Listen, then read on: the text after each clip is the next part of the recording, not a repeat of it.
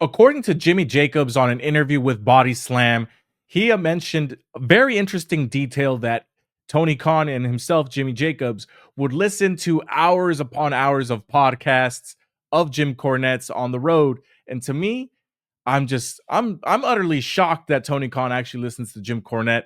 Of course, you guys know that Jim Cornette just utterly bashes AEW constantly. Very rarely has anything nice to say about anything that they are doing, be it match wise, story wise, just quality wise. I mean, he has some very controversial takes.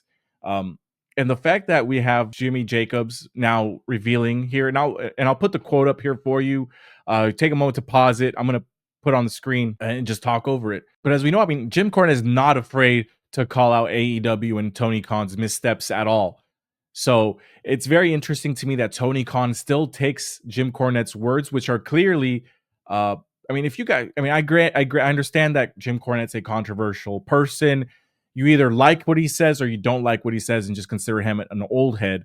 But at the same time, he comes with a plethora of wrestling knowledge that you can still pick and choose what you want from it. I mean, there's a lot of things that were very old school and doesn't fit with modern wrestling, but at the same time, you got to find that balance. But to me, that Tony Khan is listening to Jim Cornette, it seems like he is trying to improve AEW, but he needs to pick and choose a little bit more carefully as to what he listens to other people, because right now the storylines, they all don't make sense. They're written from week to week, nothing with long-term storytelling thought out really. I mean, outside of this uh John Moxley storyline going on, which started up here, and then he's got a higher power. There's no higher power. He's taking over the company, but never takes over the company.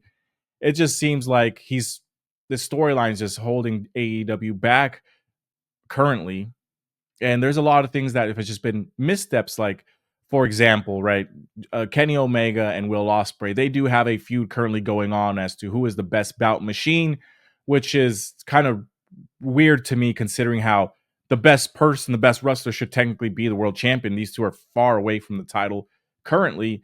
It just seems that they were trying to feud just to see who puts on the best wrestling matches, which is kind of weird considering how you shouldn't, as a wrestler. I mean, obviously, in the story kayfabe wise, you want to be the champion, but in the internet mark wise, you want to be putting on good matches for the crowd.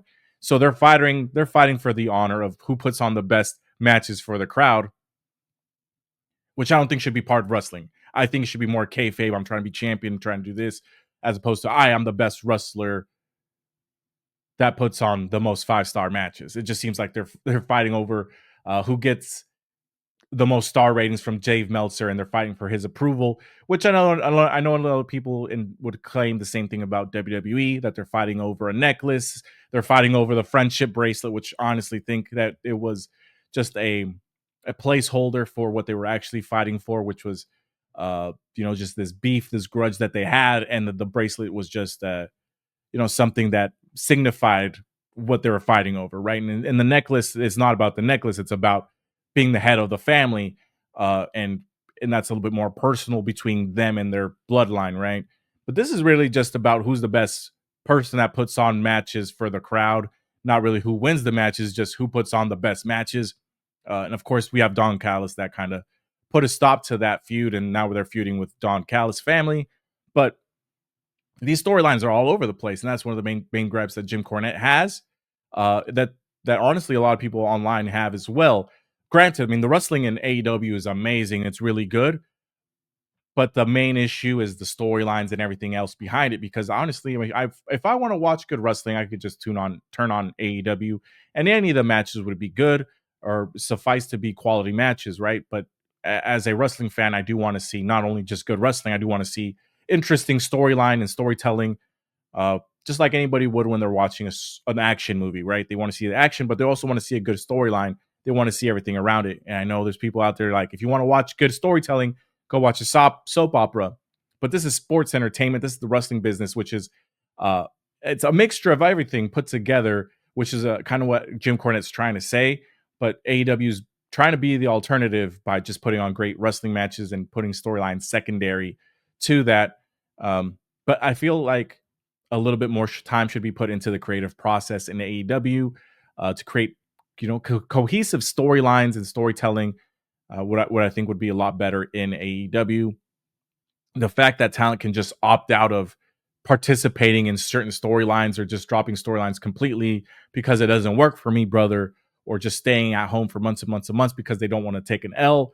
All rumors that Miro was like that Malachi Black is currently like that. They don't want to take an L. I'm just going based off speculation. That may or may not be true, but at the same time, if this is true and they are taking that advantage, then that should not be something that they're allowed to do. If they're going to be scheduled, they got to fulfill their contract and do it that way. But honestly, if Tony Khan is listening actively to Jim Cornette and picking and choosing what he wants to take, I feel like he should take a little bit more than what he's listed. I feel like he should take some more advice from Jim Cornette, or at this point, just sign him on as a consultant to AEW, because I mean they got to improve a little bit. I think. I know people talk about TV ratings, but TV ratings before, and I know TV ratings are going down for all these businesses and all these companies. So let's throw that out of the window. Let's focus on attendance, on who's attending these events.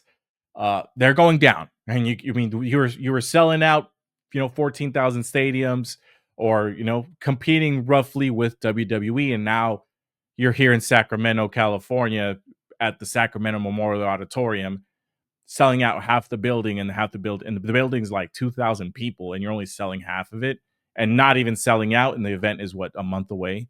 It's a bad look. So they should be showing up in smaller venues, because you're trying to sell out the whole thing, not go to a smaller venue and still sell half of it. I feel like that's just bad look. I mean, they went from 20,000 seat arenas and selling half to now 2,000 seat arenas and selling half. I mean, you can tell that the AEW product is not going strong, regardless of if you love the company or not. I mean, people aren't going out wasting or spending their hard-earned money, not really wasting. They're not going out there and spending their hard-earned money to watch this product.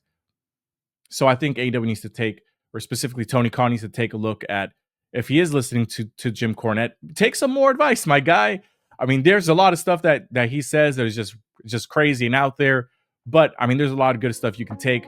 And that's my rant for today. We'll see you next time. Deuces.